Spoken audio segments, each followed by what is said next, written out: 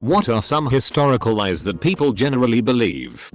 Salieri and Mozart actually got along quite well. If they did have a rivalry, it was merely professional.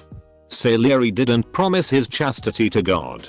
Or if he did, he didn't follow through because he got married and had kids. Salieri didn't have to manipulate the emperor to earn favor with him. He was a well-respected composer and one of the richest men in the country at the time. Amadeus is a great film, but it's a good thing that it doesn't start with based on a true story. At least it's honest. I'm looking at your brave heart. That Cleopatra was some sort of otherworldly beauty who mesmerized every man she met. Ancient historians were more impressed, scandalized by her intelligence and ability to manipulate as easily as she breathed. And it wasn't until centuries later that she began to develop this reputation as a seductress. Cleopatra's ancestors were big fans of incest. The 16 roles of her great-great-grandparents were filled by just 6 individuals. And members of the Ptolemaic dynasty had a reputation for being odd-looking.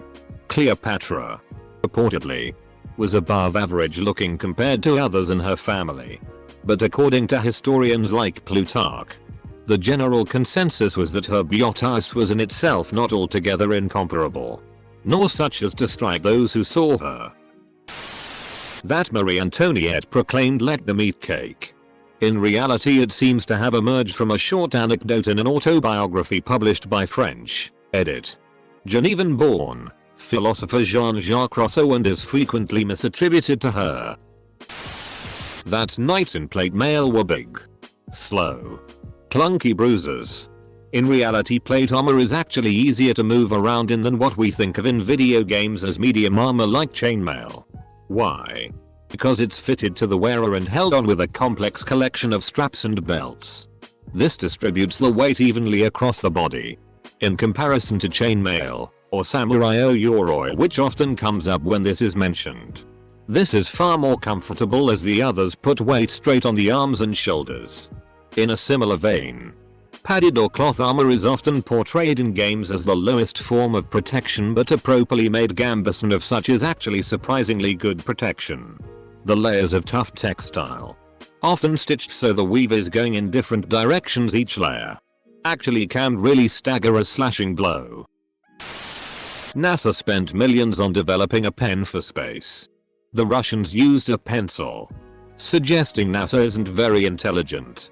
They were perfectly correct to make a pen for space. A pencil would have released loads of tiny graphite particles during use, which would float around and interfere with electronics. That Henry VIII divorced his 4th wife Anne of Cleves because she was ugly. Or that he was deceived by a flattering portrait only to be disappointed in real life. When Anne first arrived in England, Henry thought it would be romantic to disguise himself when meeting her for the first time. So when he attempted to kiss her, she had no idea it was the king. So she pulled away stunned and frightened. Henry's ideas of a chivalric first meeting ended in humiliation. So he would have taken an instant dislike to her for damaging his ego. Also, there is no evidence to suggest that Holbein's portrait of Anne was not a true likeness. Holbein's talents continued to be praised throughout Henry's reign. It is more likely that he was trying to cover up his embarrassment at their disastrous first meeting by stating that she was not what he expected, or that he was convinced she wasn't a virgin. That the Roman Empire fell in 476 AD and then it was the Dark Ages. In reality, a peasant living through 476 probably wouldn't have realized they were living through the end of one age and the start of another. The beginnings of feudalism had already started back during Diocletian's reign. Barbarians, warbands and barbarian Roman troops had been a fact of life for generations. The barbarian king who deposed Augustulus still considered himself a rightful representative of the empire, etc. In some ways, the fall of Rome was sudden and traumatic. The population of Rome itself absolutely cratered in the 400s. After all. But it was really more of a gradual, centuries-long transition than a fall. Einstein got straight A's in school. They probably only say it to make kids feel better about themselves. That Iceland was named Iceland by the Vikings to try to trick colonists into not colonizing, when in fact the reason is that when the first people landed on Iceland it was winter and the Viking that named it saw a lot of ice and promptly named it as such. Nero probably did not fiddle while Rome burned. This is just one of many rumors that Tacitus and other Roman historians list as circulating at the time of the Great Roman Fire. Nero wasn't even in Rome at the time. He was at a private estate on the coast. He may have performed for an audience there, but he certainly didn't even know that Rome was on fire until several days later. News spread a lot slower in those days. After Nero knew that Rome was on fire, he set out immediately to Rome and put together a fire brigade to save people and property. He then paid millions of sesterces out of his own pocket to rebuild much of the city. However, people wanted a scapegoat for the fires. This fell on two groups: Nero and the people close to him, and ethnic minorities, especially Christians. So rumors circulated that Nero set the fire intentionally, that he sang while Rome burned, etc.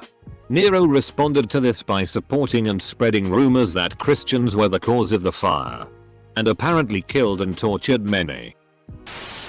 That George Washington had wooden teeth. That Napoleon was short.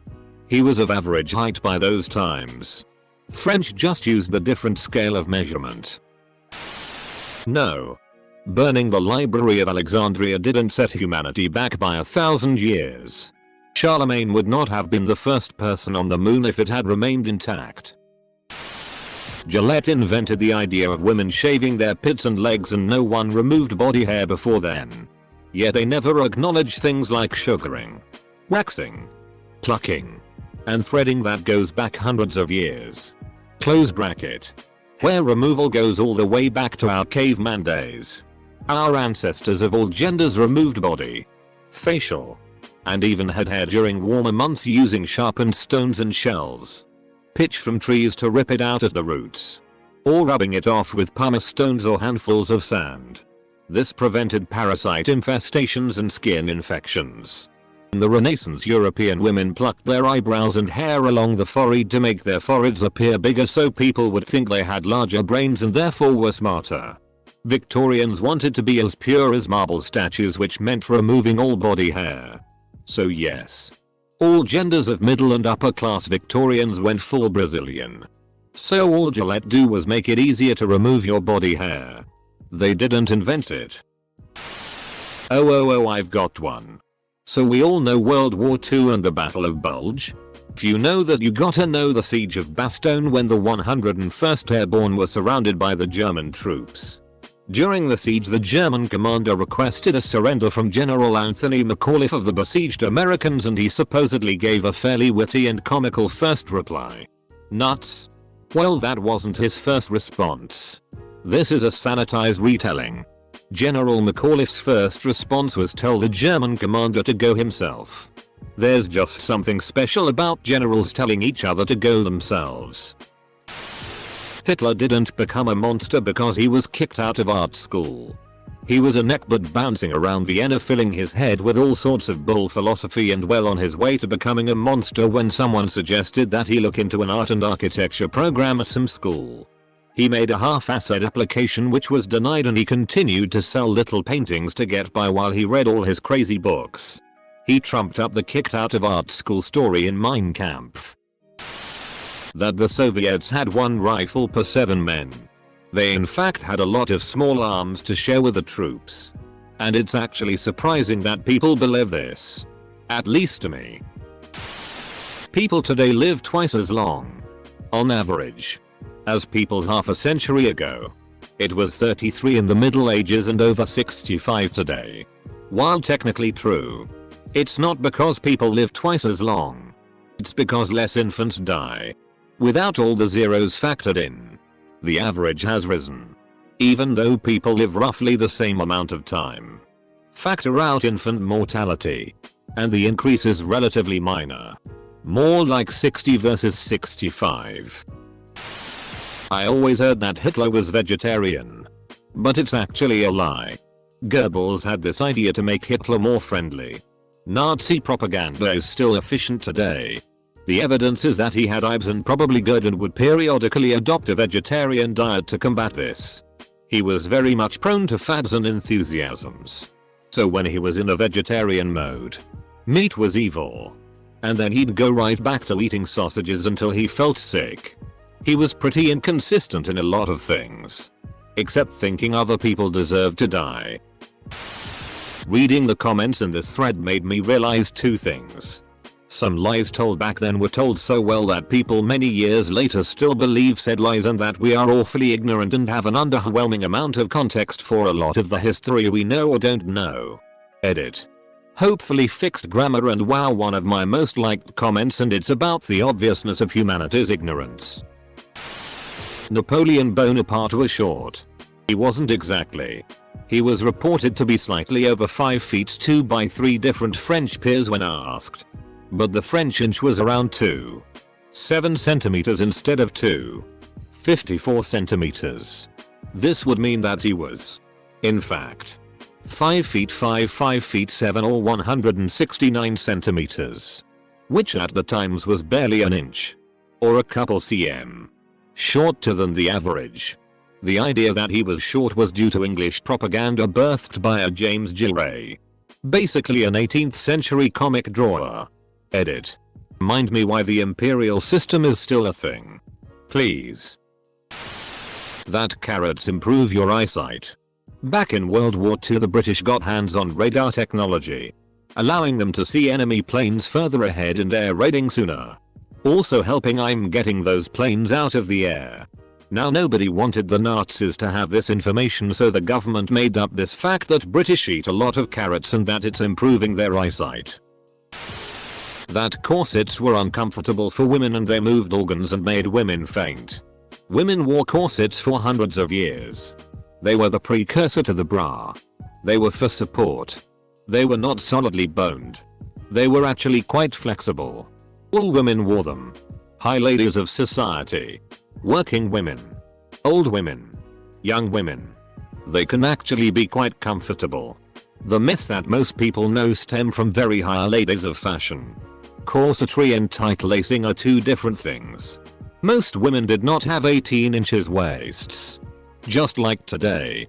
The women that were placed in ads are skinny and unattainable. People were not shaped differently. That France surrenders at everything. Hell. Just under Napoleon alone. The rest of Europe had to band together to fight France off 5 times. And they were close affairs at that. For most of its history, France was pretty darn good at winning.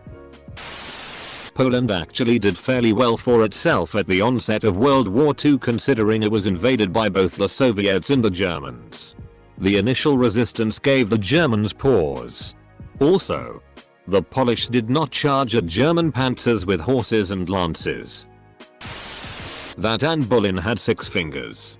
She would have never been a lady-in-waiting to Catherine of Aragon or even a mistress to Henry if she did, as it was considered an imperfection.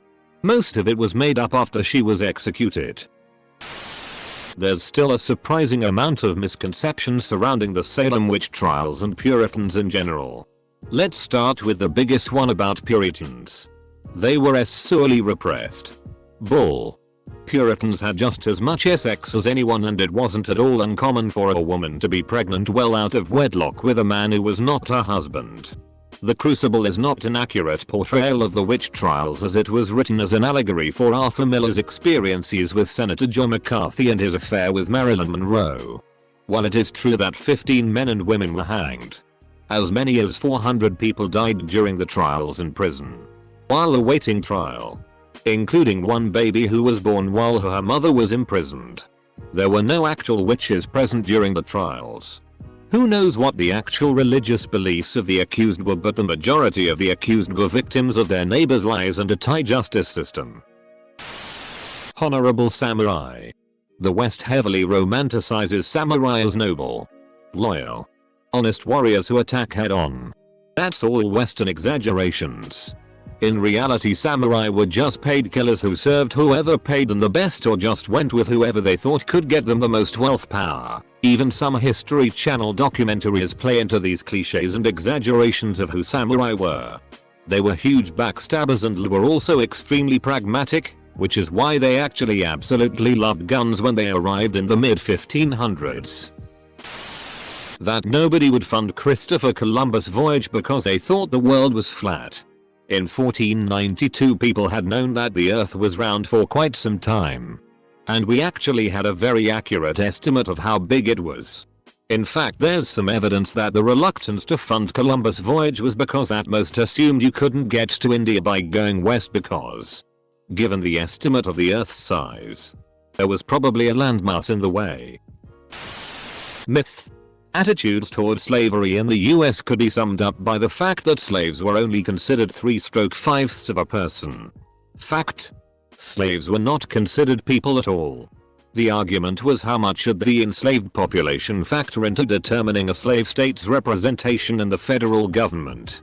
Because slaves could not vote, this only benefited the free population in slave states. Slave owners wanted the number to be 1. Abolitionists wanted it to be 0. They compromised with 3/5ths.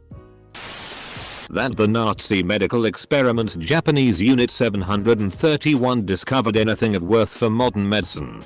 The medical experiments conducted during the Holocaust weren't out to test or prove any hypothesis other than Germans are better.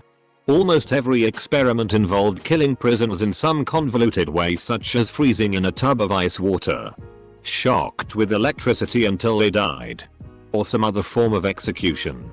The time it took for the prisoner, an emaciated, physically weak person to die, and simply stated that it took a healthy, fit, normal German man longer to freeze to death, and thus Germans were physically superior. In the end, it was just plain old murder wearing a scientist's lab coat. People think Celt is pronounced Celt, but it's pronounced Celt. Wait. People actually think it's pronounced Celt? That the Israelites built the pyramids just because you saw it in a movie doesn't make it true. Obviously. Everyone knows the aliens built them. That the apple fell on Newton's head, whilst it actually fell a few feet away from it. Ask historians crackles knuckles. Well, it all started with edit. All the people who always get their comments deleted probably having a heyday in this thread. I was taught some 16-20 years ago that pretty much all slaves liked their owners, liked serving them, thought they got a good deal, etc. People think that Columbus thought world was flat when he sailed west to find new route to India. But scientists and explorers and long distance sailors of that time knew the world was round. That Edison was the one who invented the light bulb, but rather he just bought the blueprints from two men that I don't remember the names of and then paid 50 people to finish it and took all the credit. Also the fact that he's the one that we owe for many current inventions which were invented by Nikola Tesla. Mostly Edison was known as an inventor, while in reality he was just a good businessman who took all the opportunities that he could, which some later on came back to bite his ass. Invention of the electric chair. America won the War of 1812. Politicians works for us. People believe the Catholic Church was routinely anti-science. In reality the Church sponsored a lot of science. For example, the Big Bang Theory was the product of a Catholic priest and encountered atheist resistance because they thought it sounded too much like creation. That there was no war in Ba Sing Se. That King Arthur was an English hero. At the time of the legends, the Isles were horrifically divided between Romanized Britons, Saxon mercenaries, and Picts. The legends always place Arthur as the victorious hero against the Saxons. But in reality, the Saxons, Anglo-Saxons, not only won, they drove those Britons who didn't settle peacefully from what we consider modern England. The Anglo-Saxons would blend with Danes and Norsemen, and then with the French Normans after that. The English have more in common with the French and Scandinavians than they do with King Arthur, who is probably closer to Welsh ancestry. That the reason World War II ended was because the USA joined the war and did most of the work. They only joined once the German staggering success slowed down and turned. Don't get me wrong, they were a crucial part of D-Day and the end of the war and probably shortened the war. But really the USA was clearly the biggest participant against Germany. America didn't save Europe from the Germans. America saved Western Europe from the Soviets. The Soviet Union liberated Poland. That the American Civil War was fought over states' rights. I was taught this in school and believed it until several years ago. I mean, it was the state's right to choose whether slavery is legal. The Pilgrims came to America for religious freedom and to avoid persecution. Half truth. At best, they wanted the freedom to apply their religious more stringently, sort of an English Taliban. They were hounded out of England and weirded out of the Netherlands because of their puritanical practices, hence the derogatory Puritan label. They wanted to establish a community in what is now the US to be less tolerant than the communities they had in Europe. So, did they come for religious freedom? Yeah. Kinda, as long as it was their religion. Specifically, they definitely did not come in the spirit of all religions should be treated equally. Which is how this usually gets glossed over in US schools. Gee, this whole freedom of religion but only for my religion thing sounds familiar. Thomas Edison was a good guy and brilliant inventor. Credit where credit is due, Edison was a pretty decent engineer, just not great at original ideas. He was very good at taking his employees' inventions and turning these prototypes into scalable designs that could actually be manufactured and widely used. That said, he was indeed an asshole. That the Confederacy was fighting for states' rights. Their leaders said they were fighting to preserve slavery. And they wrote it into their own government documents. We should take those traitors at their word. That Epstein killed himself. Some of the stuff posted in this thread. That had the Royal Air Force not repelled the Luftwaffe in World War II, Germany would have invaded Britain and crushed them easily. That isn't true. Firstly, the Royal Navy vastly outnumbered anything the Germans could put out, and it would have protected the English Channel. Even if the RAF lost. Granted, the Royal Navy would have lost a lot of ships. But the sheer size of the fleet at the time would have allowed for the losses. Now, even if the Royal Navy had missed some German troop transports, the British Army had perfectly functional World War I era rifles and other weaponry in reserves. The Home Guard also wasn't a bunch of old men they are portrayed as today. They numbered 500.